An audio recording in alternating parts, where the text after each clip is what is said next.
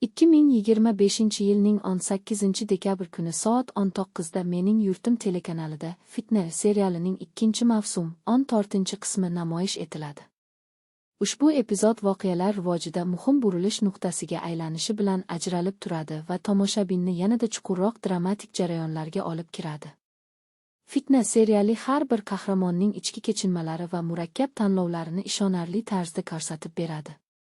Syujet shoshilinch qarorlardan yiroq bo'lib, voqealar mantiqiy va bosqichma-bosqich ochiladi. Dialoglar tabiiy eshitiladi, aktyorlar ijrosi esa obrazlarga hayot bag'ishlaydi. Ayniqsa insoniy zaifliklar va yashirin niyatlar noziklik bilan yoritilgani serialning asosiy kuchli jihatlaridan biridir. Ikkinchi mavsumning 14-qismi taranglikni yanada oshirib, avvalgi voqealarga yangi ma'no beradi. Serial dramatik kuchi, mazmunli syujeti va sifatli sahnalari bilan tomoshabinni o'ziga jalb etishda davom etmoqda. Fitna o'zbek seriallari orasida mustahkam o'rin egallab, jiddiy va puxta ishlangan loyiha ekanini yana bir bor tasdiqlaydi.